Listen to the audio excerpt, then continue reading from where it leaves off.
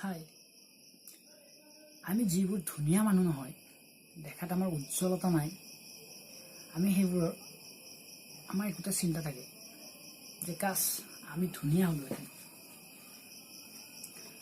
আমাৰ মন যায় বগা ৰঙৰ হ'বলৈ মানে বগা ৰং হ'লে ভাল লাগে ভাল পায় মানুহে তাৰপিছত ধুনীয়া হোৱাটো সকলোৱে বিচাৰে এতিয়া মানুহৰ দেখাত ধুনীয়া হোৱাটো কিমানখিনি দৰকাৰী আজি এটা কাহিনী কওঁ এটা প্লেটফৰ্মত এজনী ছোৱালী বৰ ধুনীয়া ছোৱালী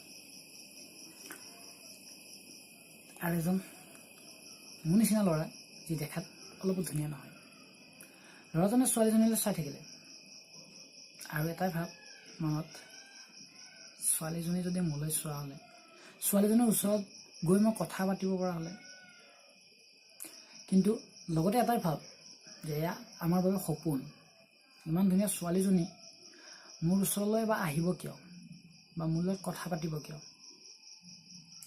কিছু দূৰত এজন ল'ৰা বহুত ধুনীয়া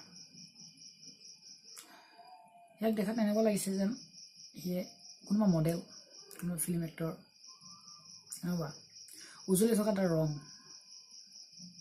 সানগ্লাছেছ পিন্ধিছে ষ্টাইলিছ বহুত ষ্টাইলিছ ছোৱালীজনীয়ে সেই ল'ৰাজনক চাই আছে আৰু তেতিয়া মোৰ নিচিনা এজন ধুনীয়া নোহোৱা ল'ৰা আছে সেই ল'ৰাজনে নিজকে ইনচাল্ট কৰিছে চালা ধুনীয়া হ'ব নোৱাৰিলে অলপ যদি ধুনীয়া হ'লে হয় কি লছটো আছিল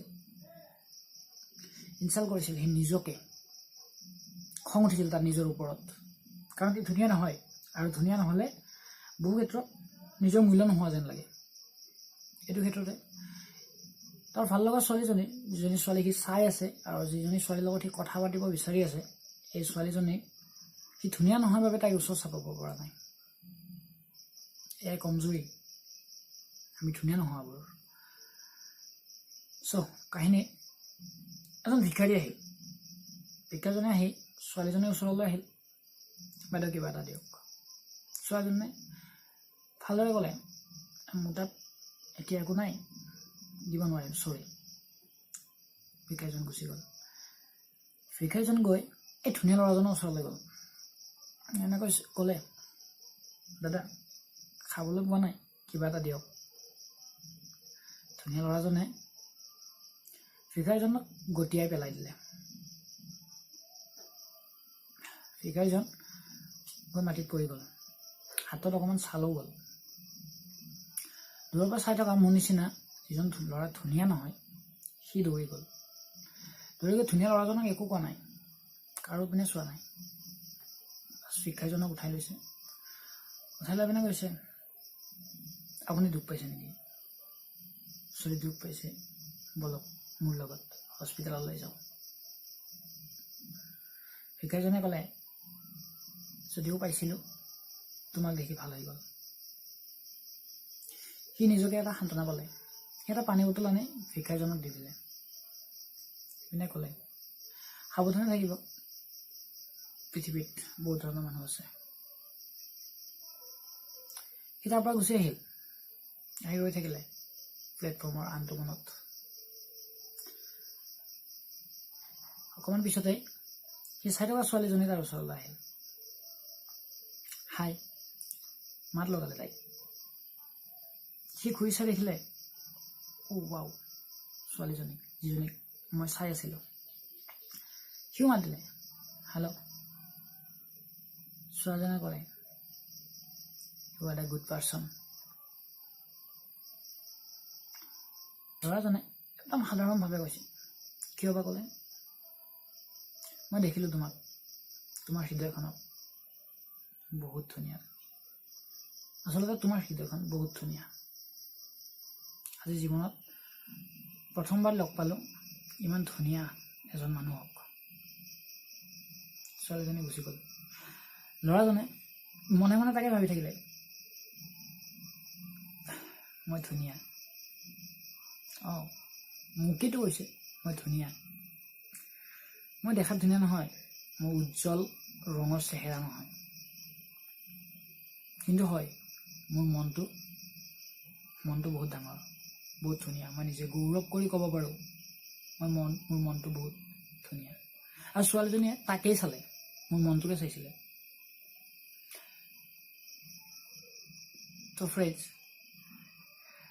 ধুনীয়া ল'ৰা বা ছোৱালীয়ে ধুনীয়া হ'লেই যে সকলো বেয়া কথা নহয়। হৃদয়খন ধুনীয়া হ'ব লাগিব। মই নকওঁ যে ধুনীয়া মানুহৰ হৃদয়খন ধুনীয়া নাথাকে, থাকে, বহুতৰে থাকে, হয়তো প্ৰায় মানুহে থাকে। কিন্তু ক'ব খুজিছোঁ যে অকল ধুনীয়া হ'লেই নহ'ব, আৰু তুমি যদি ধুনীয়া নহয়ো তথাপিতো কোনো কথা নাই, অন্তৰখন ধুনীয়া হ'ব লাগিব। অন্তৰখন ধুনীয়া হ'লে বাছ তুমি চকুত পৰিবা আনৰ। তুমি যাক চাই আছিলা, যোনজনী ছোৱালীক চাই আছিলা, সেই ছোৱালীজনীয়ে তোমাৰ চেহেৰাটো চোৱা নাই, চাইছে তোমাৰ হৃদয়খন।